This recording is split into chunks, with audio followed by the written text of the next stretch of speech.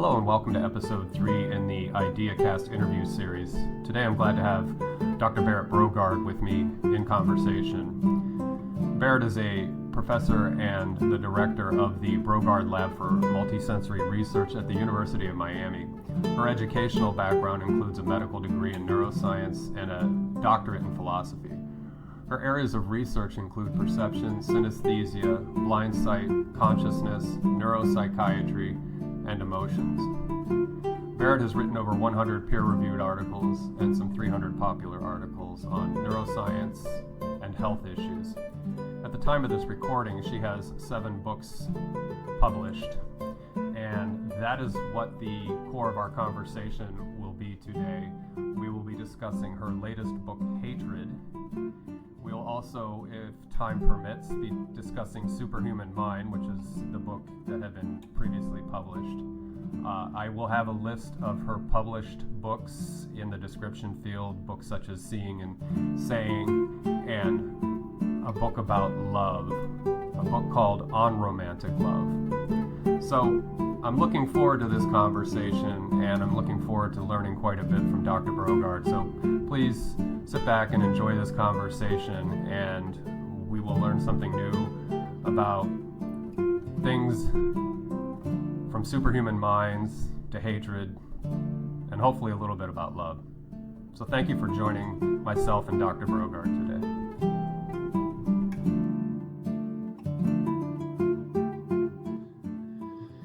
And welcome to the 3rd episode in the Idea Cast series, and I'm pleased and grateful to have Dr. Berit Brogaard with me for conversation. We will be discussing her latest book, Hatred, and that is where I'd like to start. So welcome, Dr. Brogaard. So glad to have you on board and in the Idea Cast interview today. Yeah, thanks for having me. Absolutely, absolutely. Very grateful. So let's just go ahead and talk about your book, Hatred, that came out early November of last year. And I've read the book, and it's a challenging read in the sense that it's a mirror, and it basically has us look at ourselves, our cultural situation and family and so forth. So I think it's a very important book and a necessary book. And I would say that to people who have a history with dysfunctional families and dysfunctional relationships and dealing with things like narcissism, and then scaling it back out into culture, normatives, groupthink, and things like that, and understanding our society and what goes on. So I almost want to go through the book chapter for chapter and just sort of mine some more information from you, or just discuss what you were covering in those chapters. And so in the beginning of the book, you talk more about sort of the interpersonal or actually the provenance of hatred as an emotion. And one of the things in the first chapter, I believe, was you were talking about antagonistic emotions, and there's a sort of positive and negative valence to those emotions. Would you cover that a little bit and share, because I don't think it's, unless you're really self-aware, it's so evident that something like, say, Schadenfreude or, other types of getting satisfaction from feeling a certain way about, or contempt or hatred towards somebody. Can you cover that a little bit? Yeah, of course. Okay. So antagonistic emotions are, for example, as you mentioned, Schadenfreude, envy, hate, anger, resentment, indignation, outrage.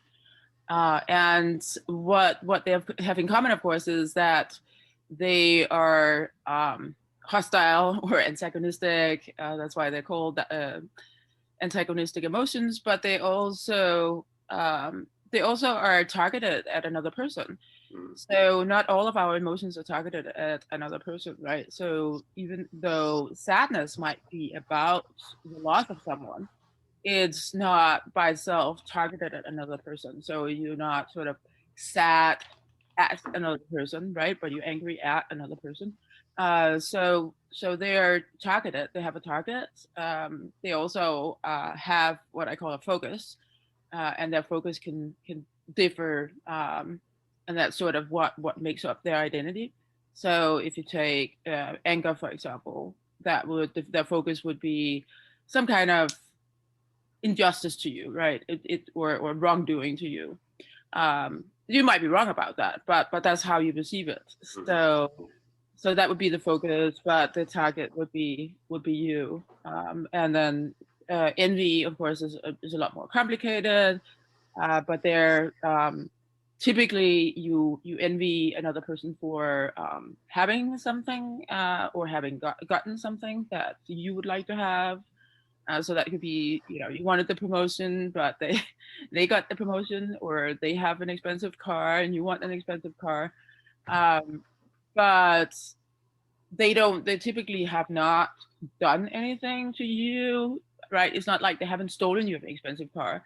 And it's typically not their fault that they got the promotion rather than you. It could be, but in the typical case of envy, it's not. So there we have the target is that person, and what they have, what you really wanted that they have, is the focus. But what's interesting about envy then is that in the typical cases, you don't actually have a fit, right? It's not in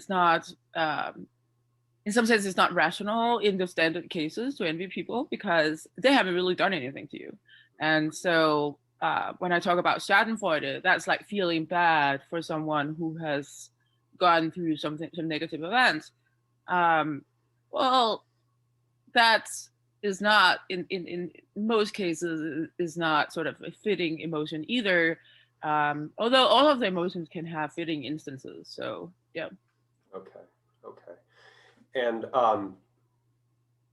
when we talk about envy and sort of an irrational contempt or hatred, that can be scalable, I guess, based on a person's sense of entitlement or their perception biases about who they are and what they're worth vis-a-vis the reality. So you were talking about it getting overlooked for a promotion, and person Y got the promotion instead of you, and so that could further compound that phenomena, right? Yeah.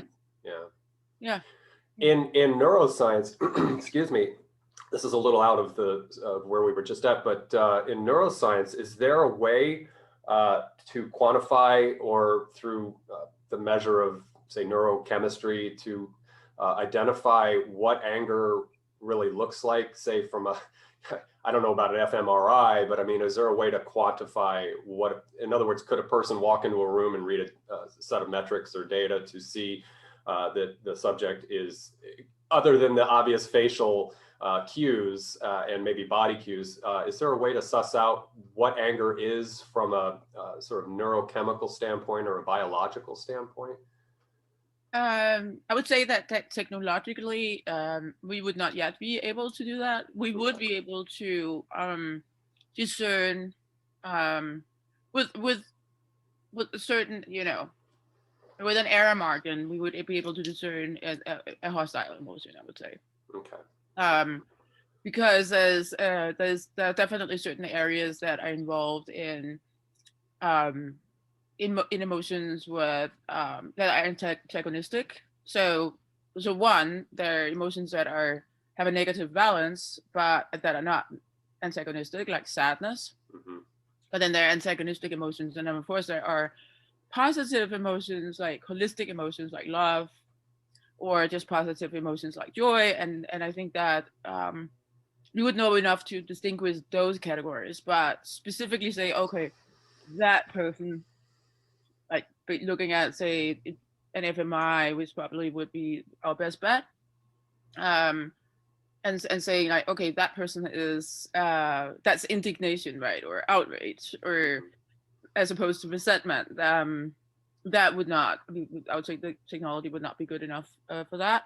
In terms of the neuro physiology, so if you think about the neurotransmitters, neurochemicals, that can also give you a hint. But what's interesting, of course, is that many emotions that we think of as positive, and then emotions that we think of as negative, they share to some extent. They share some physiology.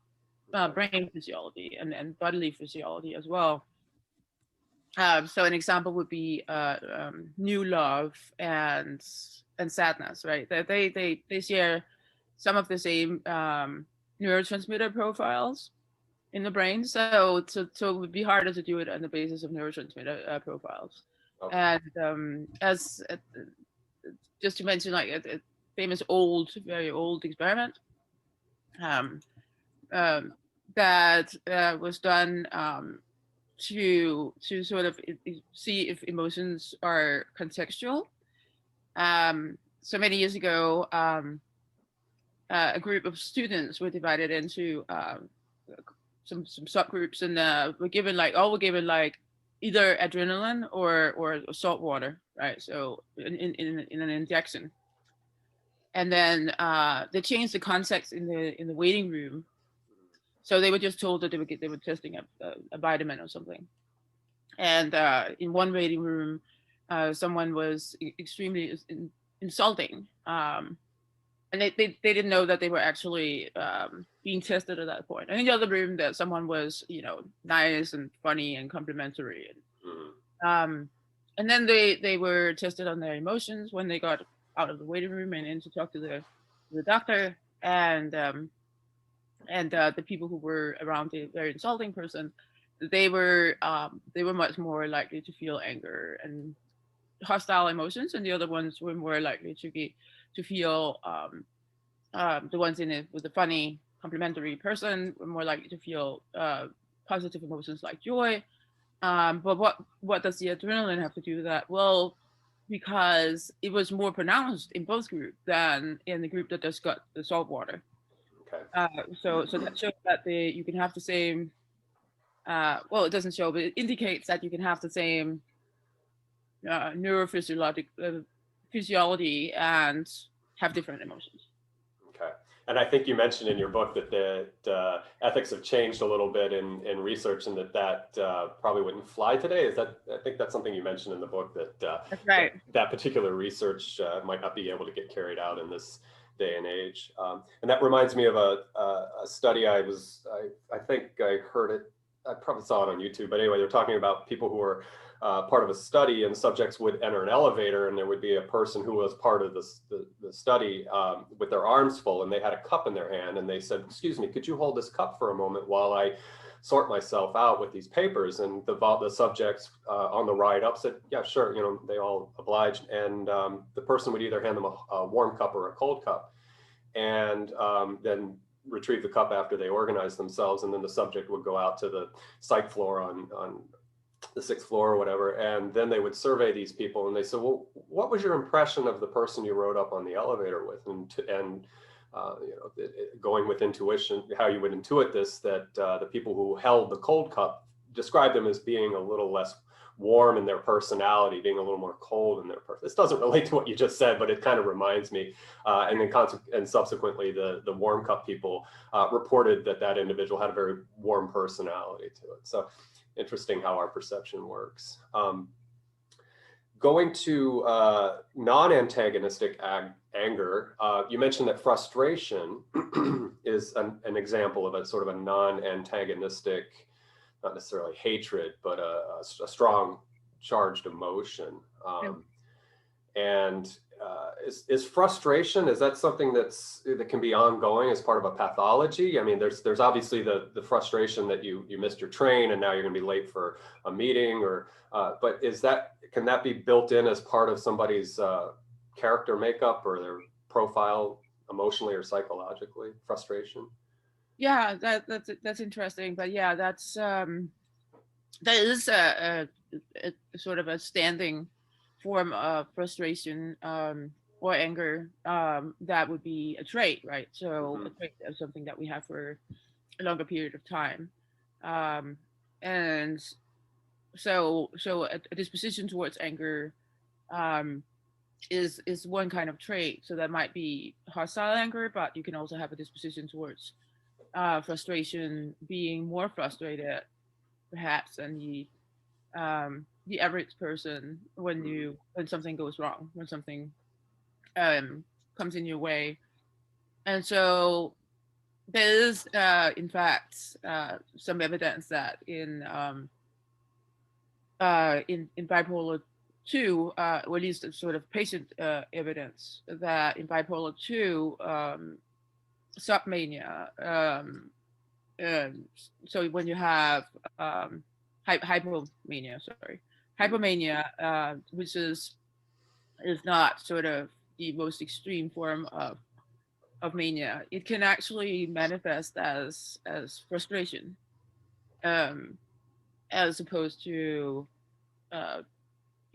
this energetic state. I mean, I guess maybe frustration could also be an energetic state, but instead of it being sort of this impulsive, energetic, feel good state, it can certainly manifest as frustration. So that's an example of a disorder, a recognized disorder that has frustration as a component. Okay. Okay. I'd like to go ahead and cover, in, I believe it was the second chapter, talks about resentment, indignation as lasting anger, and then the blame in that process, the blame to the other. Could you cover that with us too? Sure. Yeah. So blame, of course, is a topic in and of itself, but it seems that, or I argue that there's blame involved in at least most of these emotions. So I take disgust as being an example where you don't have blame. You don't need to have blame towards others in disgust. And of course, here we're talking not just about the primitive disgust that you have in, if you in front of some rotten food or something, but disgust towards either practices or other people. So a kind of social disgust. Some people call it moral disgust, but it is actually broader than that. So I call it social disgust. And there you can have social disgust sometimes without blaming. When you combine disgust with something like blame, you get something more like contempt. So you have blame as what unifies a lot of the antagonistic emotions, which is consistent with frustration not involving blame, because again, of course, it could, but then it wouldn't be pure frustration, because that's one of the non-antagonistic emotions.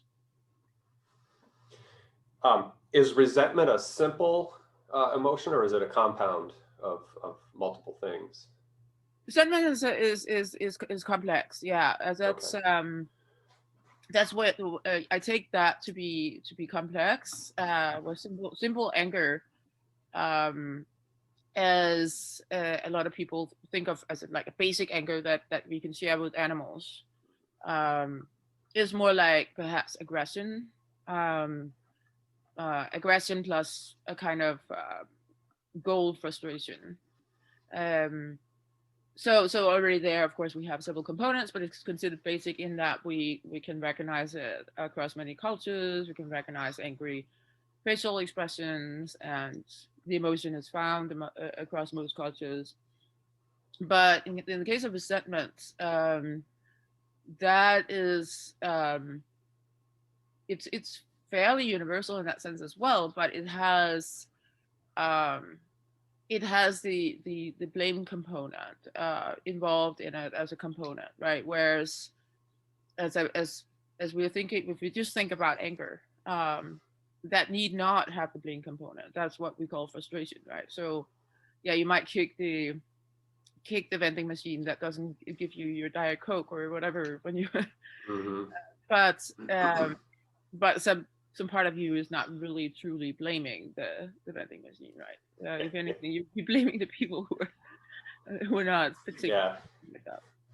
Yeah, failed in their task to maintain the vending machine that is no longer providing services or products. You touched on the sort of primitive or basal disgust, and so that's something that's I find interesting. And if we could open that up a little bit and talk about sort of this root nature, almost pro-adaptive aspect of our lineage, of our being, um, in terms of gustatorial revulsion and things like that, and how that weaves itself into the more complex psyche that we possess, or the psychic nature that we have as allegedly evolved or sentient beings. Yeah, so we can see how disgust in throughout evolution, of course, has had an evolutionary purpose, in the sense that rather deep disgust you, right? You can imagine that would have been helpful to your distant ancestors, in the sense that would have kept them from eating rotten meat, for example, or spoiled food, or but also just to make your distant ancestors stay away from people who had at least visible or noticeable diseases, contagious conditions, and so on, right? So for survival purposes, which is what evolution is about, right? The survival of the species, as Darwin would said, or said, or the survival of the gene, your gene, your genome, or your gene type, then you can see how that would have had that function to make people more fit to survive. But at some point, at some point in sort of human history, disgust got sort of co-opted as an emotion to sort of serve as a social emotion, in the sense that, for example, a moral emotion, but broader than that. So nowadays, because of that human history, a lot of people would get disgusted by certain practices. So there's actually at least a Western tendency, right, to be disgusted towards things like incest, right, and it's not universal though, right? So there of course are cultures where there wasn't that, at least in the past, where there wasn't that kind of disgust towards that practice, because it was a part of the culture at that time. But we also then tend to be disgusted by certain kinds of moral digressions. Typically, when they invoke disgust, it's when they're horrendous, or they are related in some sense to bodily decay, or bodily destruction, or death, right? So somehow we have like turned the fear of contagion, or the fear of becoming sick from eating spoiled food, we've turned that into something like fear of a certain kind of practice spreading in the culture, right? Some kind of practice that is deemed morally unworthy, or morally dangerous, and so disgust in that sense can be used, of course, or at least maybe historically has been used, and is still occasionally used to let other people know, sort of almost an educational or correctional method, to let other people know, oh no, don't go near that kind of practice, right? Don't get involved in that kind of practice, because that's a moral transgression that we don't want to get involved in our culture. So that's sort of the idea that disgust has gone from being a basic emotion to something that perhaps is more complex, in the sense that it's not necessarily more it doesn't necessarily have more components to it, but it's definitely elevated to be a kind of tool that's used in the culture, rather than just something that keeps us away from, say, spoiled food or contagion. It's a type of evolution in its own right, but I think it might have strayed a little bit from a sort of pro-adaptive strategy. It's funny how complexity in our intellect and our metacognitive capabilities has sort of caught us up in a little bit of a web of, and I guess it's not maladaptive per se, but it has the potential to to complicate things, I guess, in our social structure and our interactions. There was a good interview with the Bard Center for the Study of Hate, and they had Robert Sapolsky on, I think late last year. It was a nice, I think it was a 1-hour talk. And in typical Sapolsky fashion, he was citing all of this stuff from the literature about what we were just talking about, and how folks who are a little bit more sensitive to those visceral things, the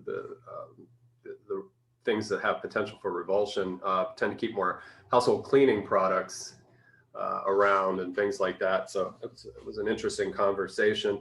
And perhaps, and this wasn't covered in your book, but I read in your publications in the literature, you were talking about moral relativism, moral absolutism, and you were offering some defenses of sort of defending relativism in a sense that there are exceptions where we cannot have this sort of Kantian deontological, absolutist position. And I think that occurred to me in this book when it comes to things like these primitive emotions arising from us, and then how we process them through, again, a little bit more of a sapient processing center or whatever we have in our minds.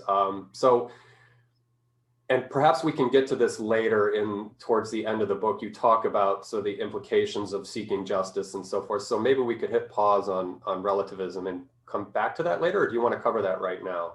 Does that make sense to cover during the justice part of your book?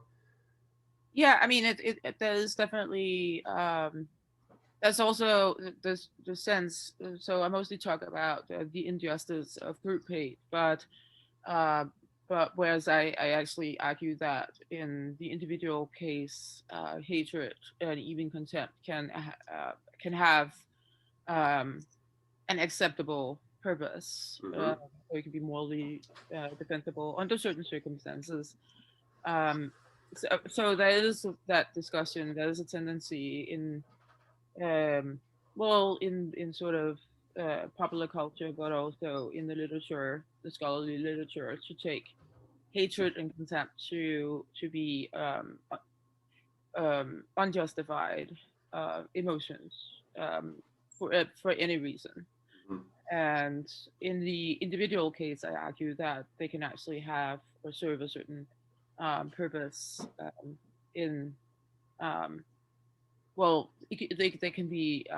they can serve a purpose, of course, in the sense of helping yourself, in the sense of being healing in some way. The way that grief is thought to be healing is just like a different kind of event that would make hatred healing as opposed to grief. But then there's also the sort of the sheer question of, can it be justified, for example? Can it be justified to have hatred? So those are like two slightly different questions, because you can imagine that grief can be healing, for example, but might involve, in some extreme cases, grief is thought to involve anger, and maybe you're taking your anger out at your family, right? So that wouldn't be justified, but it might still be healing for you, right? So these questions sort of come apart. But that's sort of the idea with hatred, that it can be healing in a sense of, in the case that of extreme violations to you or to your family, or to people you care about, or issues you care about, for that matter. And not for that reason, but it can also then be justified in the sense that it can be a fitting emotion if the other person, so the target of the hatred, if they actually do have a vicious personality, right? So these are sort of two separate questions, of course. Is it fitting, and can it be healing? And then I address a third question, whether it can also have a purpose in our culture. And I sort of model that on the idea that resentment and anger and indignation can serve a purpose in our culture, namely to keep people from violating sort of cultural norms, because nobody really wants to be thought of in a bad way, right? So in some sense, even if it's you just express your anger, it's a kind of sanction against the person who is the target of that anger. And so at least when you get it right, when the person has done something that is not considered morally defensible, then you're sort of setting an example. And so I'm arguing that hatred can have a similar purpose. Right, right. And on the subject of personal hate, the forward-looking and the back-looking of hate, are there healthy parameters or boundaries for that? In other words, so you mentioned it as a cathartic process, and it's necessary in instances to work through something that was traumatic or upsetting. I'm sure it's ambiguous and it varies from person to person, but is there a set of boundaries that could be recognized that if people who are listening to this idea cast could use as a metric for themselves or a baseline? Forward-looking hatred is sort of preventative in some sense that, of course, it when it's justified, there's some evidence that the person, say a person has a vicious character, for example, right? But they haven't, to your knowledge, really acted on that yet. But you have some evidence that they're planning to act on their vicious character, right? So there's perhaps a greater fear component involved in hatred in that sense, because you're fearing what they might do.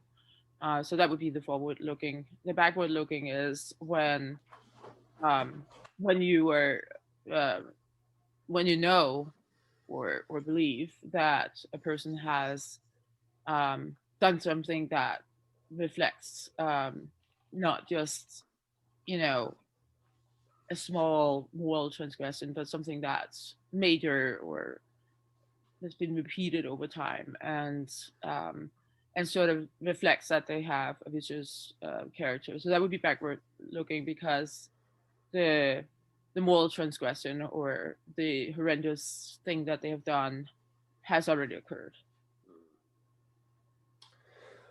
In your chapter Thin Line Between Love and Hate, you go into some depth about defining social relationships, service relationships, and when the personal relationship emerges. Can we talk a little bit about that and trusts and bonds and how that can be a minefield that's fraught with the potential for the exacerbation of these innate propensities to be, angry at somebody. I guess it just has that potential to magnify things when you become either intimately involved with somebody or beyond casually involved with somebody. Yeah. So service or transactional relationship is one where you you sort of exchange goods in some sense, right? Services are goods, right? So you go to your hairstylist and you get a haircut, and you pay for that. So that's an exchange of goods or services.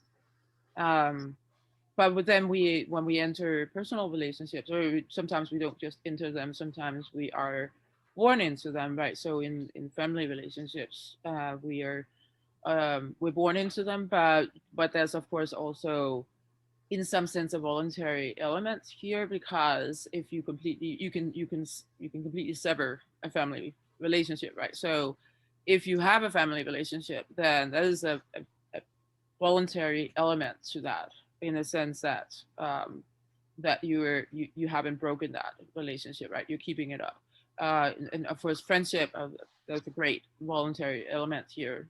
We're talking about friendship that goes beyond, say, Facebook, Facebook fan, right? So there's definitely a voluntary element there, and there's also in romantic love, even if we sometimes feel perhaps pulled in a certain direction. In romantic love, there's definitely, for the case of, say, a long-term romantic relationship, there's also this voluntary element. The problem that, or one problem that arises is that that we have different expectations about what that kind of relationship is supposed to look like. Suppose like the family relationship, the friendship, and definitely also the romantic relationship. What is a romantic relationship supposed to look like? What is each person's relationship duty, right? So it's not necessarily a moral duty. It's like, so everything, it comes from, like, if you have a very long-term romantic relationship or marriage, right? It ranges from, well, is it who is doing what, right? Who is like keeping the yard clean from fallen leaves, and who is should the dishes, maybe not just who is doing what, but also, like, is it okay for the dishes to stand overnight in the sink, or should they be done the same night? Or when we're going to a restaurant early on in a romantic relationship, like, who's paying for that, right? Right. So there are all these expectations that we enter into a relationship with, and even though we can have a discussion, a conversation about some of those, I think that there will always be expectations that we haven't really talked about, that we can't agree on everything, because we can't cover, or we don't cover everything. We don't sit down and talk about every possible situation that can arise and how each person will then behave.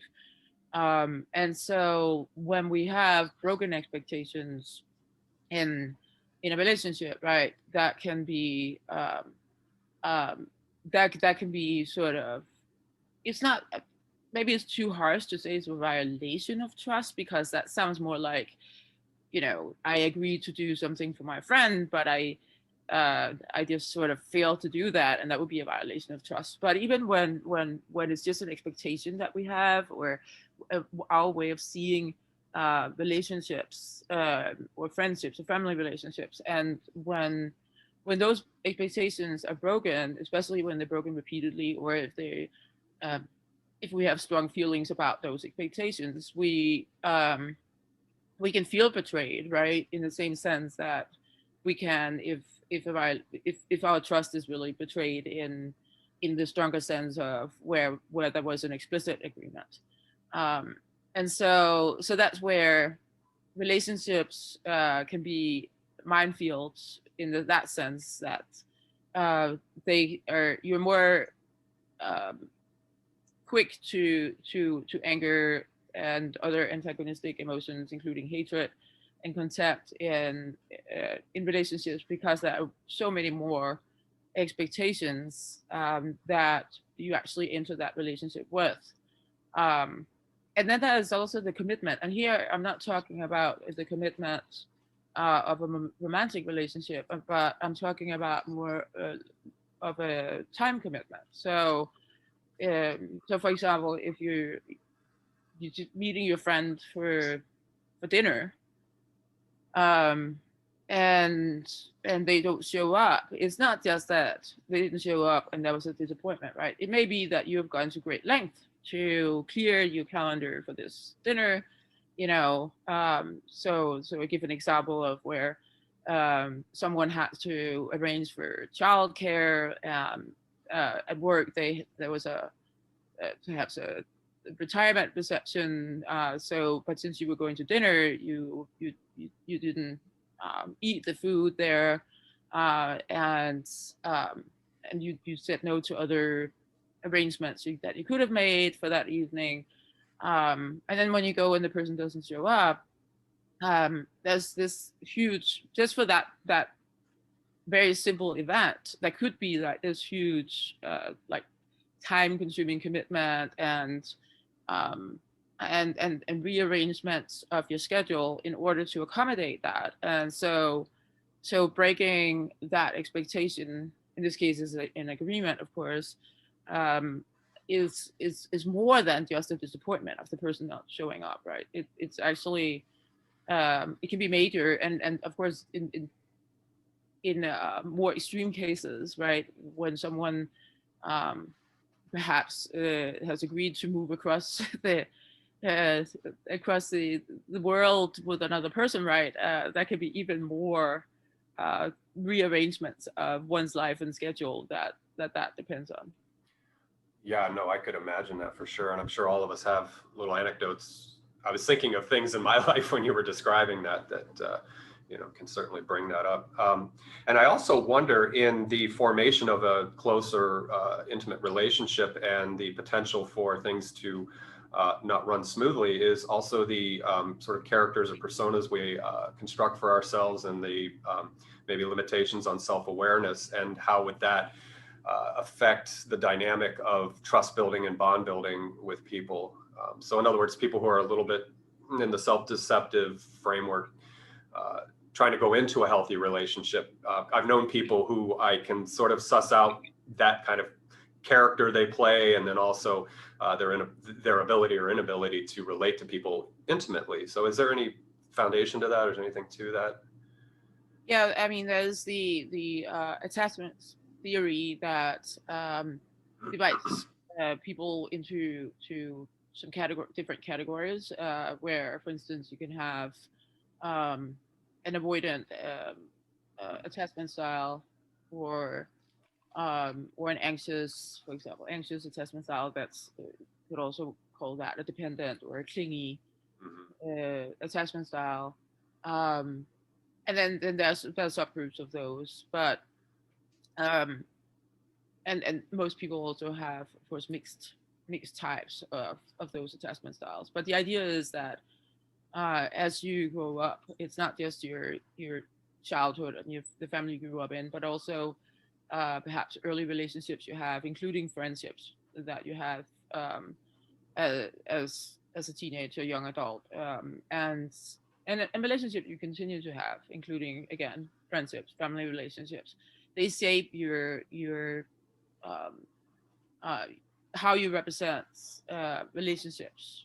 Not necessarily sort of a way you have to think of it in a conscious way, but the way that you automatically see relationships in the world. And if, for example, relationships in your past have tended not to work, perhaps including your early relationships with your parents, or it could be your parents' own relationship, and so on.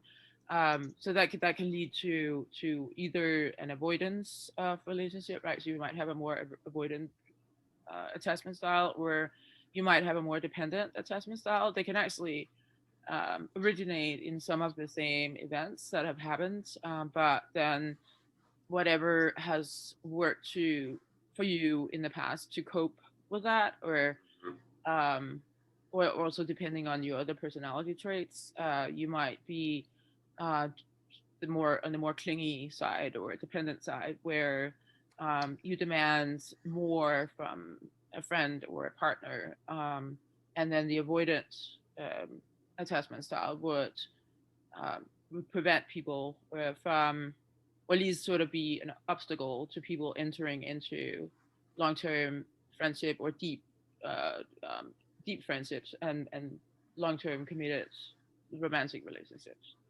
Okay. Can you, for the life of me, I can't remember who put forward, or who was principally acknowledged for the attachment theory. I keep thinking of Lacan, but he's mirrors. And who put forward the attachment theory? It's John Bowlby is Okay.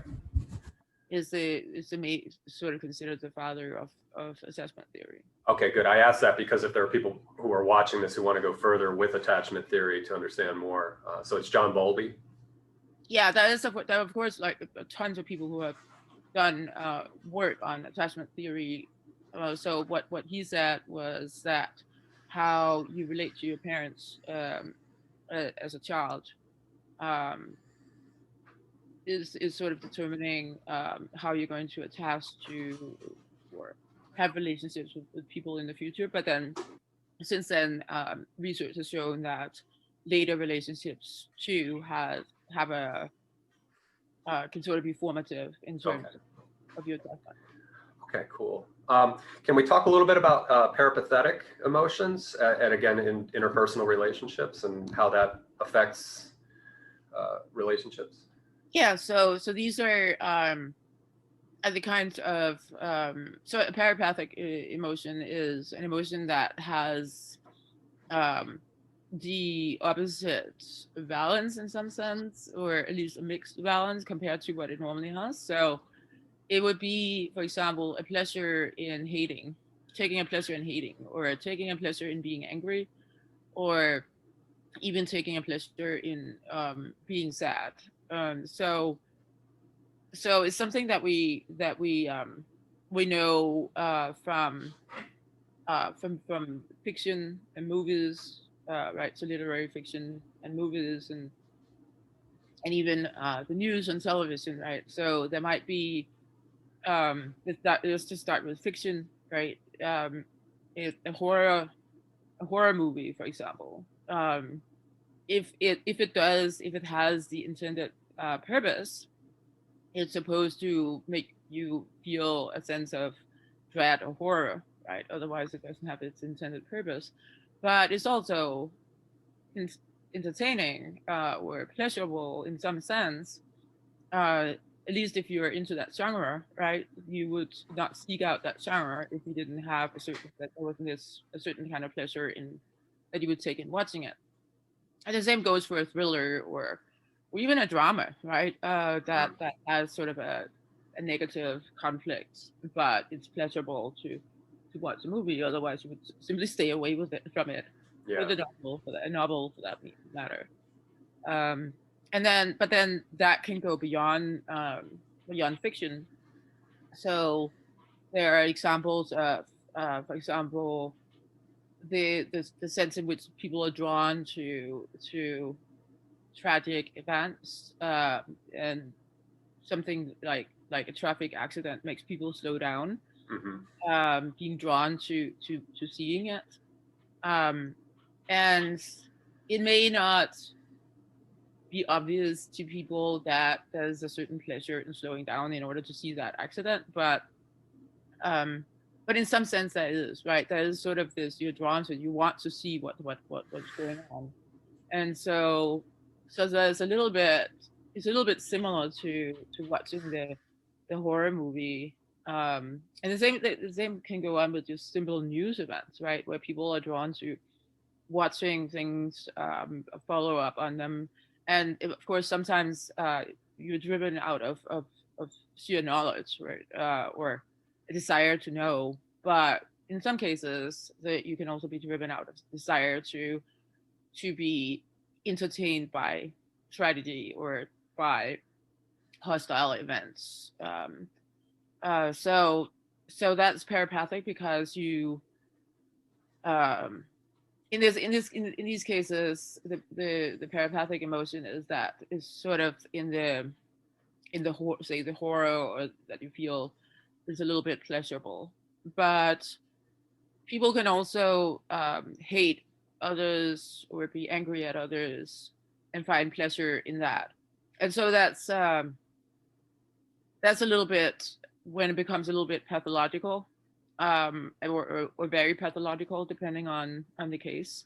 So the extreme case, of course, is the serial killer who has actually definitely finds pleasure in torturing or killing people, and the reason it's parapathic and not pure pleasure is that it has to be that kind of extreme event that is moving them. So they tend to have, at least the psychopathic killers tend to have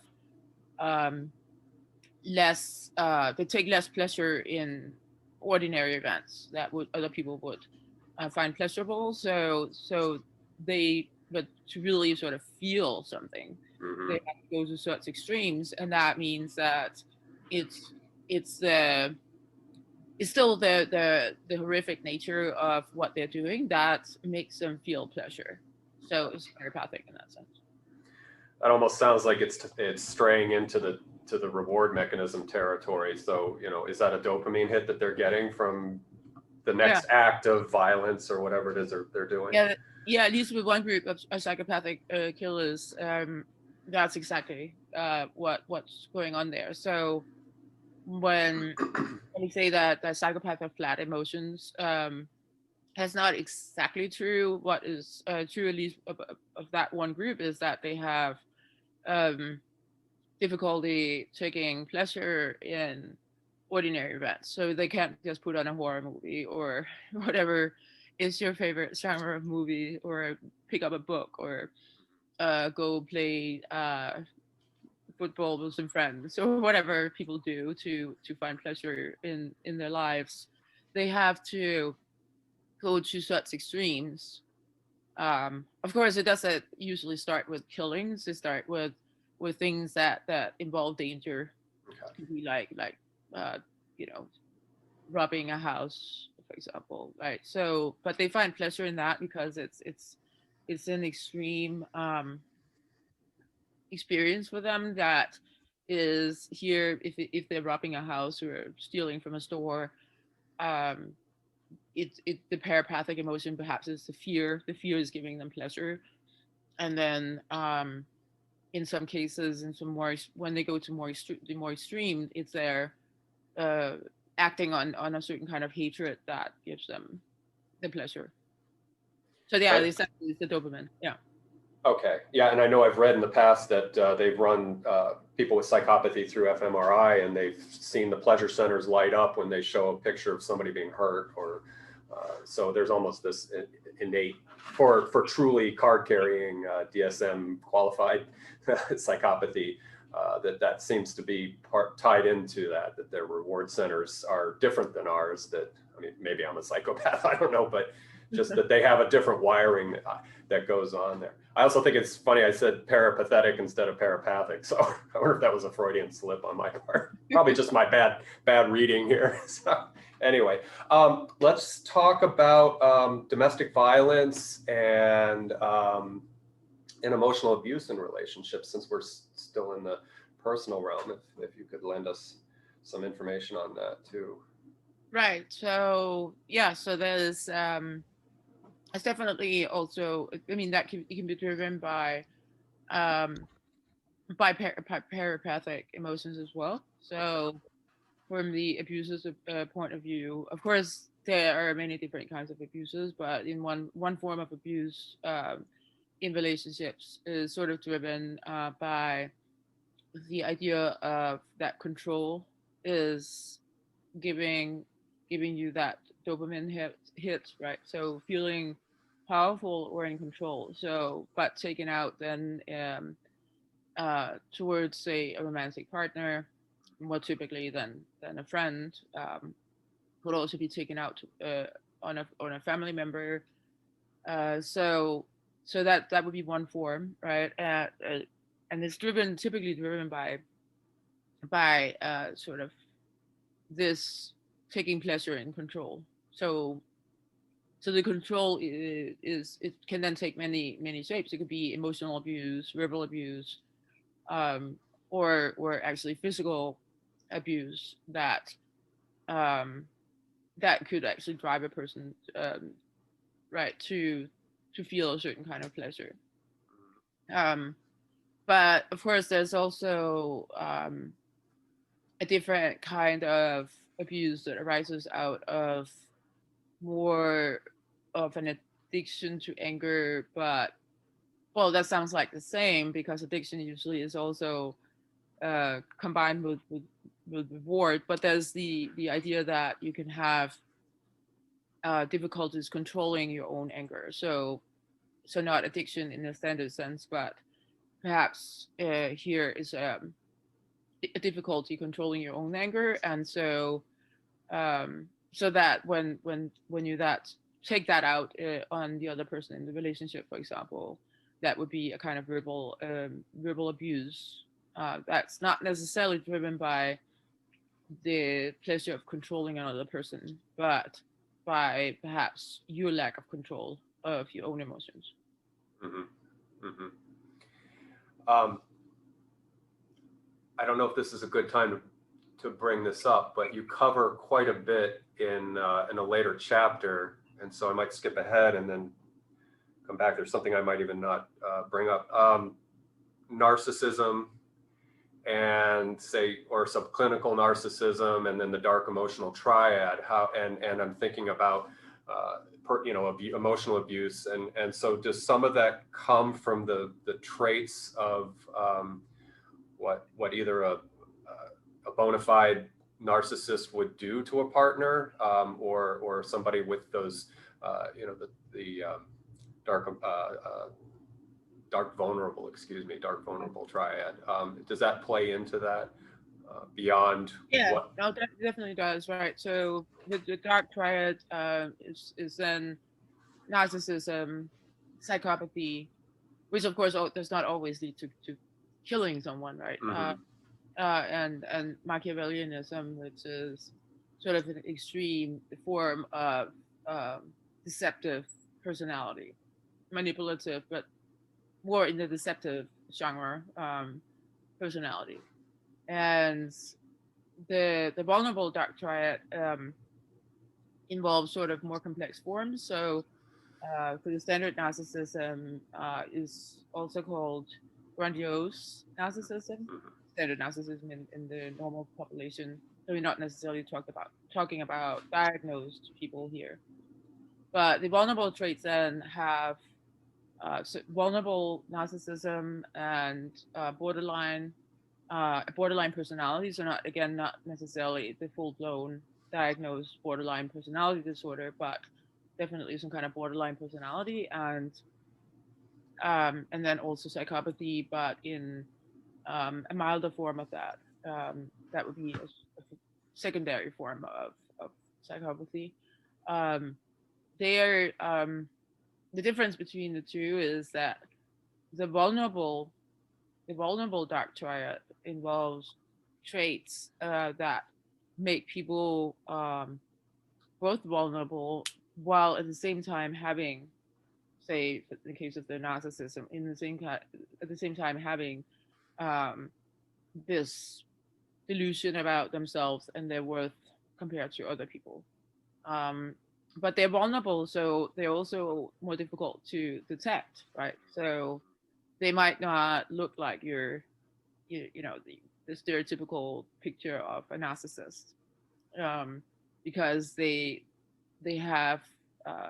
very they're hypersensitive, which is another way that they're sometimes described as hypersensitive narcissists. So they can get easily hurt, for example, whereas that's not what you take the grandiose narcissist, at least not in an observable way, where you would not take the grandiose narcissist to be easily hurt. So they have the vulnerable personalities have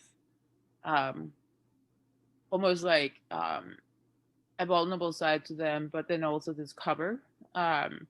It's not like in the sense that where people can pretend to be happy when they're really sad. It's more like at the unconscious level that they have these two sides to them, right? That on the one hand, the narcissist is thinking that they tend to matter more than other people, but then they also have this sensitivity to any form of like negative feedback, and so they get easily hurt, much more easily hurt than the grandiose narcissist. Mm-hmm. Mm-hmm. And does dark empath fall into that as well, into the vulnerable traits? Or is that just is that a synonym for what you've basically been covering? Yeah, I think that that's it might be slightly orthogonal to those categories, but it could probably be fit into those categories. Yeah. So the borderline personality might be similar in. So this is the kind of borderline personality that falls short of meeting the full criteria for borderline personality disorders, where borderline people with a borderline personality can have can have very deep empathy for other people, but also at the same time be manipulative and um, and exploit people who are not who they see as not being on their side. Okay. I'd like to go ahead and open up misogyny and the chapter that you cover there. I had a little show and tell. Would you mind if I share the screen for a second? Oh, it'd be great. Yeah, I think this is a good way to segue into that topic. And can you see that? Is that showing up for you? Yeah. Okay. This is a associate professor up at the University of Florida, Gainesville, and she agreed to have this published in this discussion. So you can see here, there's a partial photo there, and it was a coffee mug that her father had given her for Valentine's Day. And you can see Miss is crossed out, Ms. is crossed out, Mrs. is crossed out, and at the very bottom, it says doctor. And hold on one sec. Let me move on to the next photo. All right. I kind of let the cat out of the bag. I had censored the names to avoid embarrassment, but oh well, it's in the public no matter what. So anyway, well, I may be able to edit that out. So it says, these reactions, just my intuitive response, and I'm a male, it seems like a real case of fragility. Can you read the text, or do you want me to read it to you? Yeah, can you read it?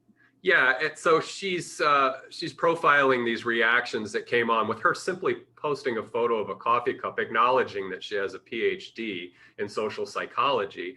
And so one comment is, why are women so obsessed with foisting their credentials on everyone? Men aren't. It really is a uniquely woman thing. I think it's embarrassing. Okay, and it gets better. So here's the second one.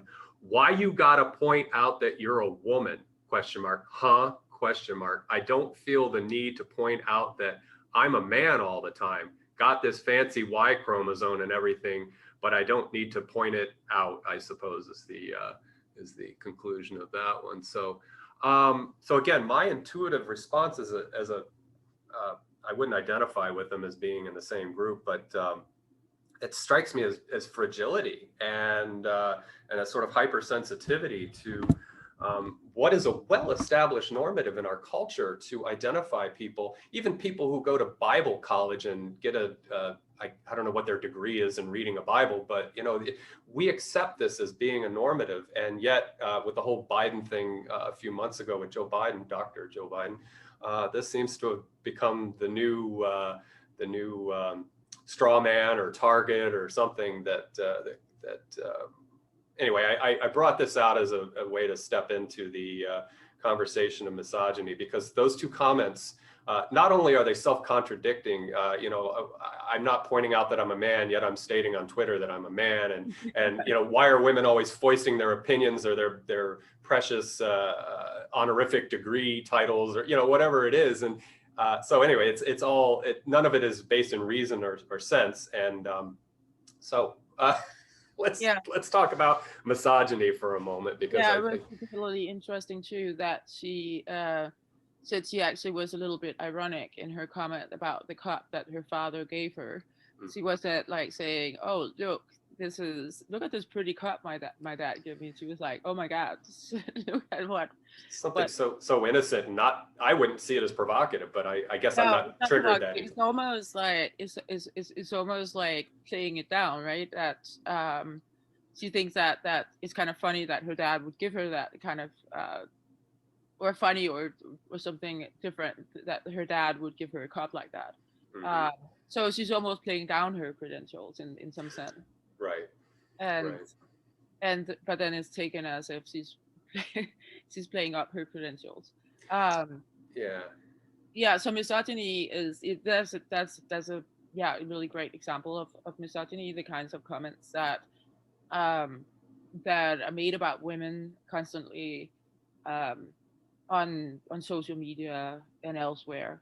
And it's interesting because it's hard to imagine that if a man had put a cup like that down or up, put it on Twitter, or it's hard to imagine that anyone would comment in that way on the cup, right? So you could imagine it would have a slightly different cultural meaning, perhaps, but you can imagine a cup where it said like Mr. and that was crossed out, and something else maybe perhaps was crossed out, and then Right. doctor and for a man, and that would just not have the same.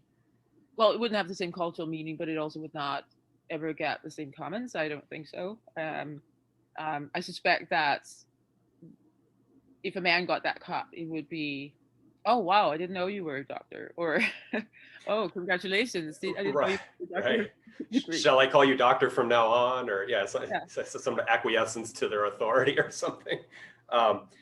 And you know, I've read books by feminists and you know, on both ends of the spectrum, from your Camille Paglia types, you know, often to more progressive feminism. And I've never really seen that where that's been brought up as an issue, why, you know, the patriarchal establishment is oppressing us by foisting their, you know, their degree titles on women. So it is asymmetrical in that sense that at least I think. I could be completely naive and off base on that. But yeah, it just seems like it's not typically a flashpoint for reform in the gender equality arena. Right. Yeah. So in your book, with regard to I'm sorry, I hope I didn't interrupt you there. No. Okay. No. With regard to misogyny, it seems to go back to a root in that sort of gustatorial revulsion complex there, in the ways that some men may maybe below the radar subconsciously be seeing women. You know, it's almost fraught in historical text and some of the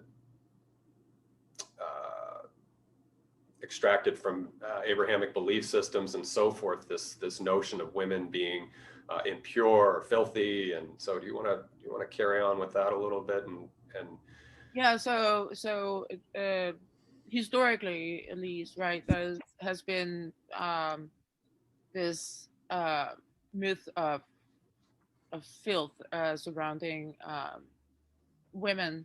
So for example, in the poem that I talk a little bit about, right, by Jonathan Swift, the idea is that he's in love with a woman, but then it's an older poem. So he's in love with a woman, but then happens to enter her dressing quarters, where she got beautified and you know, got dressed up for the meeting, and he finds like things like nail clippings and you know, and other things that are left behind when she got dressed up for the occasion, and it's expressing a kind of revulsion for her in that case, because now he's seeing her as this human creature and not just as this beautiful woman. And but sort of so traditionally, women have been associated with and of course for in some sense for good reasons, childbirth, right? There's women who give birth. Menstruation is women who menstruate and not men.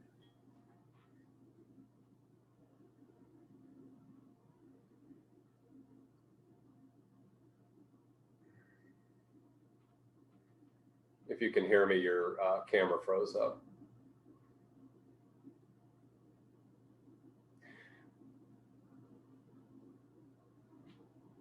She may have been knocked offline. We'll just wait a moment for her to come back.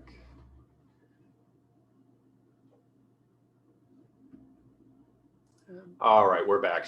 Her screen froze up for just a second, but we're back with Berit. Yeah, so that sort of historical tendency to hide what was considered to be disgusting parts of a woman's life has also sort of generated a dual picture of women that lies sort of in society or in the culture today, and that is that there's like the feminine side which is a certain ideal that women are thought to that they should meet. But then there's also this filthy side to women, and that actually, to go back to Freud, you can see that in the Madonna whore complex, for example, where you have this dual vision of women as on the one hand like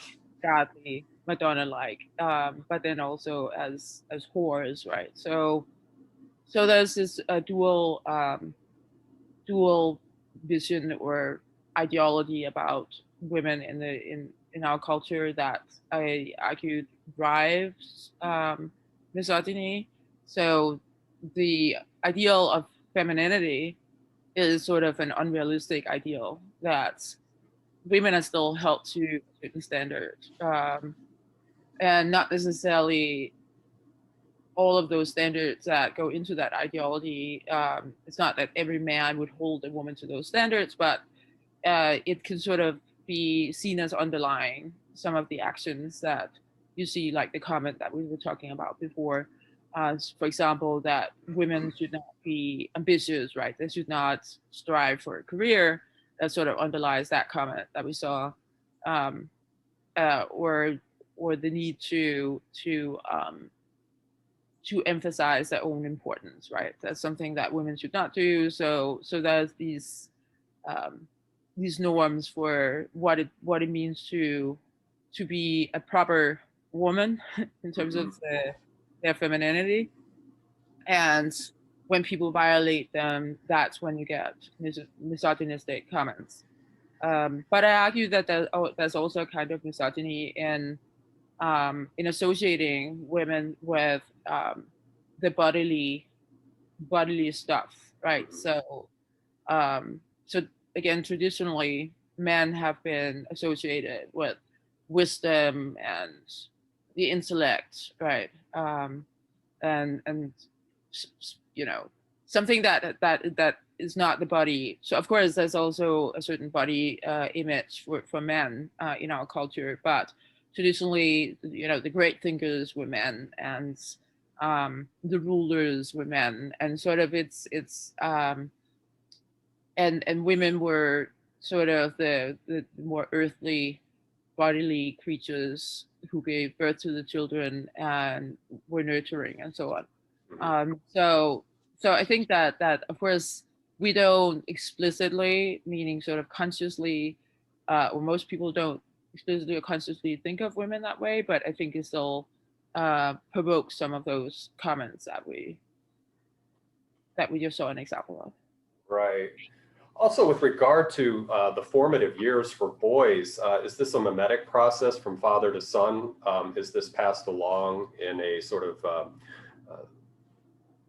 behavioral linguistic kind of pattern? I was raised by a single woman, which is probably why I'm more open to the ideas of not being one of those guys on Twitter that's like, why you got to be a woman, and all that kind of stuff. I sort of was raised with a different. I mean, I had access to my father, but it was very limited. And so again, and unfortunately, the woman that raised me was a covert narcissist and prone to being psychotic. So there was a trade-off in being raised by somebody who was supposed to be a little more fair, and not necessarily instilling that hypermasculinity and the archetypal roles that the boys are supposed to play. There was certainly plenty of that in peer relations and so forth. You got all of that at school from the boys.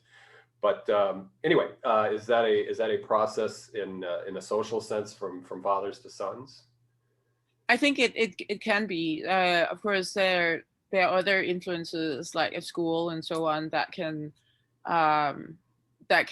possibly override those influences, but that's definitely something that you can pass on. Not just the father. I mean, the mother can too, right? Okay. So the mother might have these views ingrained in them, what a man should be like.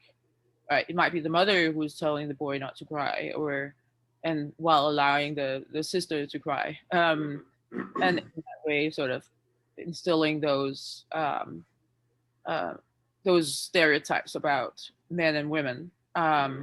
So, but yeah, I mean, you can see how the father can potentially do more damage, because the father doesn't have to just tell the little boy, or the girl for that matter, that this is how boys behave, right? He just has to be there and behave that way.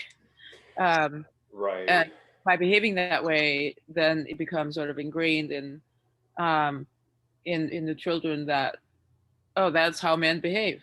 So, Yeah. And I may be naive and optimistic in saying this, but again, since I identify as a male, and um, I can lend, it's one of the few areas that I can lend any sort of empirical insight.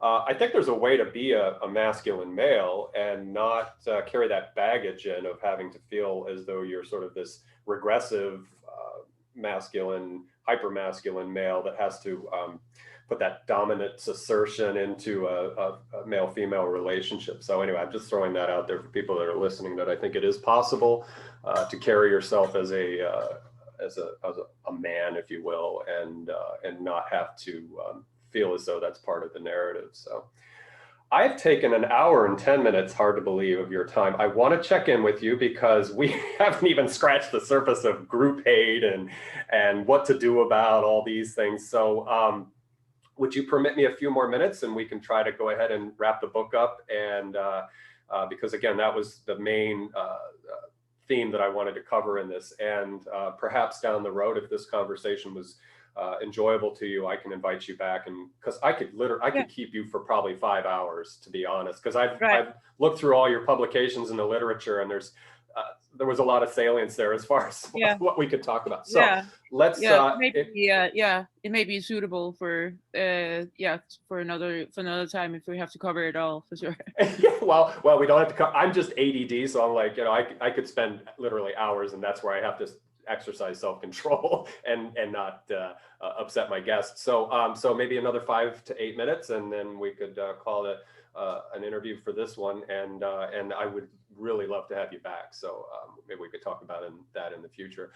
So you cover group hate, you cover specifically our domestic hate that revolves around the narrative of the myth of white supremacy and the fantasy, as you say, with the pH of white supremacy. And since we are pressed for time and it's patently obvious what's going on, except for those who would deny it, can we skip into the last chapter of your book, The Injustice for All? And let's talk about, and I brushed on it earlier, about absolutism and relativism, and how do we, and that's not necessarily what you were covering in that chapter, but I brought that up because it came to mind when I read it, about how we can't necessarily legislate or regulate hate speech and behavior and so forth. And I would cite something I came across a few months ago, which has been around for 40 years, which is the Harrison affair with Noam Chomsky and his defense of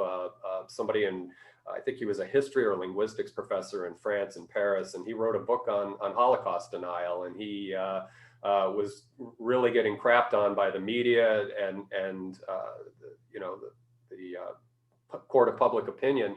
And Chomsky, being a man of principle, came forward, and he's Jewish, and he defended the man's right to make an ass of himself and do what he did. So that came to mind when I was reading your chapter on how we have to really be careful about what we do as a society and how we use the enforcement arm of the state to regulate this kind of behavior. So I'll hush for a second and let you pick up on that. Yeah. So in that chapter, I end up saying that arguing that there can be ways to regulate hate speech, but that it has to be tied more closely to something like intention. It's a little more complicated than that, but I'll keep it to that for now. What I am specifically criticizing is a way of regulating hate speech that is very common in Europe, which is to consider hate speech group defamation. So defamation is also something that usually on the books in most states is on the books as an independent crime or wrongdoing, legal wrong.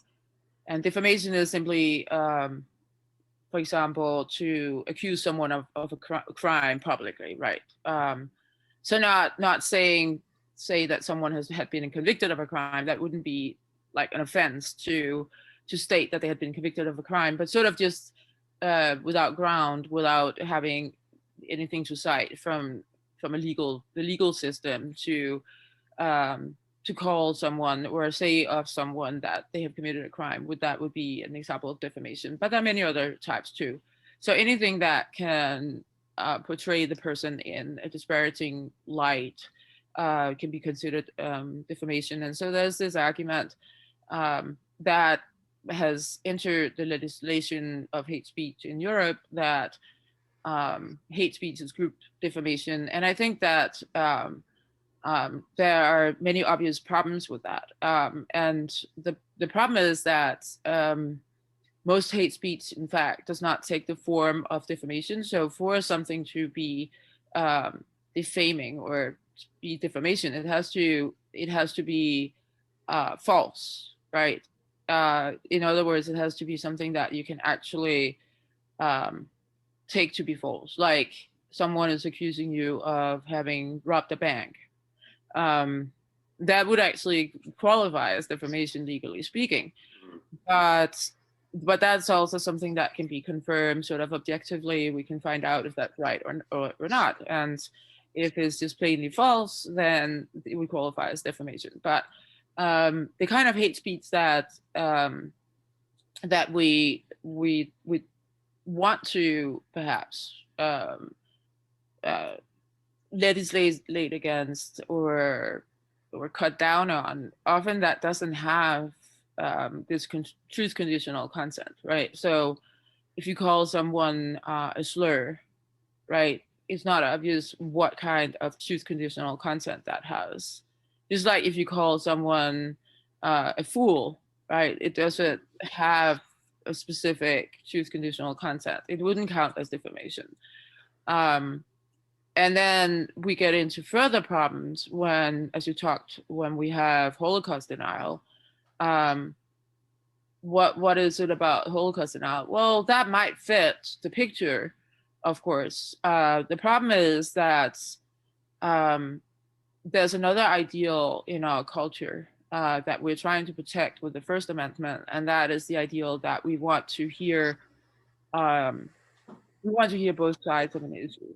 That's sort of the ideal that that led the founding fathers to be, have that as the very First Amendment, right? That you should be able to disagree with other people.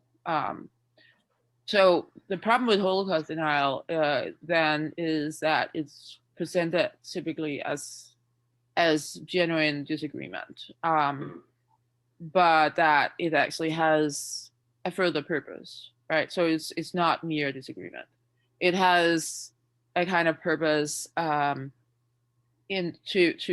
actually say something bad about. So in this case, the defamation might work well to perhaps defame a group of people indirectly by denying something that was a horrible event, and that's traumatic for many Jews today.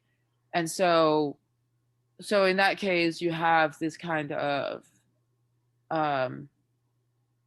conflict between, on the one hand, okay, we should allow disagreement for sure, right?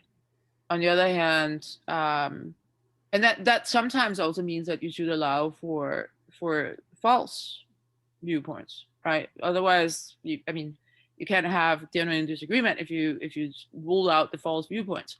So it's really sort of tricky how to classify the forms of speech that we want to avoid and the forms of speech that we want to allow in. And so that's sort of an argument I try to go into by using Habermas's approach to to speech and democracy, to make maybe draw some more subtle distinctions, but also perhaps giving us some tools for sorting out which sorts of speech are okay and which sorts of speech are not, and genuine arguments and genuine disagreements should not be outlawed, of course, because that would be the ruin of our democracy. But on the other hand, there are those forms of speech where you really have an ulterior motive, so to speak, right? Yeah. That's really to disagree with something else. Right, it's the projection deflection aspect to try to control the narrative or mitigate the veracity of a particular narrative for control. So yeah, I see that. And I also, it's just my opinion, I think what we've seen in the last few years is essential in terms of things being brought up to the surface with regard to, say, again, in our domestic situation in the United States with the rise of nationalism and jingoism and things like that, and to say that this is a good cold open or a conversation starter for what is at the base of that. So I always like to think, again, I'm naive, I think it's solution-oriented thinking is what has these people in this place, in this position, and using the rhetoric that they do. And I kind of go back and look at just economic factors in our country, and we've been in a 40-year cycle of neoliberalism experimentation, and it's really left the working class gutted, demoralized, and at the same time, the narrative spin for them has been, again, projection deflection. And so it gets very complex quickly, but I think this is all a good thing that's coming up, and it's painful, and it's not asymmetrical. Again, it's happening. I see anarcho-communism and accelerationism on the far left being utilized by people who are, again, vulnerable and sensitive, and we could bring the vulnerable dark triad back into that. And you mentioned this in your book, and it would have been nice to have covered it, about the increase in the Gen Z and Gen Y populations of these traits and that allows for the susceptibility of recruitment and a way to channel this type of dark energy out of their systems.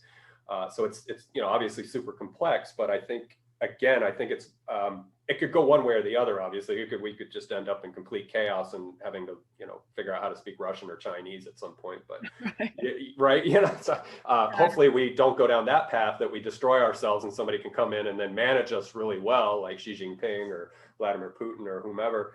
But it really does, in my opinion, this negativity that we're experiencing right now really.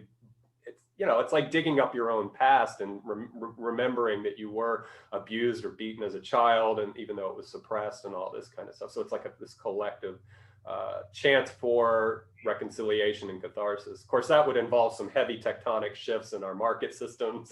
So again, I could keep you for 5 hours, just talking about all these things, and I don't want to do that. But yeah, so I think that's a great way to conclude your book, is to really look at what are we facing, and again, using the authority of the state or the coercion of the state, to me, is not part of it. I think we, as a sort of all being sovereign entities, we have to kind of figure out how do we stay away from that extremism. And again, I look at the symmetry of that in our culture. I don't want to pick on the far right, and knowing that there are other elements, and we could argue the degrees and so forth, but that the causes of some of these things might correlate on either end. And I could be dead wrong about that, but I see that in again, especially as it relates to generational, the facilitation of these traits that you've discussed in your book. So anywho, that's enough of me on my soapbox, but yeah, I'd like to think that there is a way to work that out without any undue pain or any unnecessary pain. What's your opinion? I mean, you've written the book. What's your prognosis of the situation going forward? Maybe that'll help us wrap up the conversation. Well, I think that there are enough people that value America as a democracy, right? So the far right covers a really, really huge group of people, and the specific individuals who perhaps think that the way to establish their ideals would be to execute the leaders of the country. That's a minority, right? So I think that there are enough people who believe in democratic ideals that that's not how we do things in America. Right. We have proper elections, and we have proper discussions and proper debates, and so on, right? We don't execute people we don't like. And so I think that because we have a majority of people who believe in those ideals of democracy, that we'll be fine. We'll ultimately be fine. That's reassuring. And yeah, it's a conversation, both center right, center left, and center, to sort of put down the flames that came out of mostly the right, the far extreme right, and regroup ourselves. And I think maybe we're in that process right now. I don't know. Maybe we're still kind of like a car accident. We're still trying to make sure our bones are okay, and we're looking around and surveying the landscape to see what the totality of the situation is. But yeah, again, I'm a naive optimist, and I think there are certainly ways to work that. And one thing I'll say about Gen Y and Z is for some of the things that they've inherited, which again is and again, we don't have time for this, but the helicopter parenting and the bubble wrapping, as Jonathan Haidt says, and things like that, that there are people emerging in that generation that are of that solution oriented thinking. And so I have faith in their ability to, you and I are the same age, so I have faith that those coming up beneath us can help with that reconciliation and resolution. So, well, Dr. Brogaard, it's been a beautiful conversation. I say beautiful in the sense that it's good to learn from you and get information from you. The topics were certainly heavy, and but I don't put too much of an emotional charge into that. I think it's good that we talk about these kind of things and have realistic conversations about things that aren't terribly pleasant. And hatred is certainly one of those things. And I think we all carry it around in us until we can, learn to recognize it and practice our self-awareness and get into that. So I want to thank you very much for this conversation. And again, I'll stop the record, and you and I can chat for a moment before we say goodbye. And perhaps I can bring you back in a few months, and we can go on. Yeah. And because I'd love to cover Superhuman Mind. That was a wonderful book, and I think it's worthy of exploration. So, and talk to you about some of your stuff in the literature. You mentioned philosophical citizen philosophy, and that I find that fascinating, and I'd love to have that conversation. Yeah, you wrote a little essay on citizen philosophy vis-a-vis citizen science. So there's so many things, like I said, but I don't want to keep you all day today. So again, much appreciation. I'm going to stop recording, and then you and I'll just say goodbye off the air, as it were. And so all of you who have stayed to the end of this conversation, thank you for your time. I hope this was informative. I will have links in the description for Dr. Brogaard's website, access to books, all of the articles that are published in the literature. I encourage you, if anything in this conversation piqued your curiosity, go ahead and check that out, but it'll all be made available to you in there. So again, thanks, Berit. I very much appreciate this conversation. I'm going to stop recording, and then you and I can talk for a moment.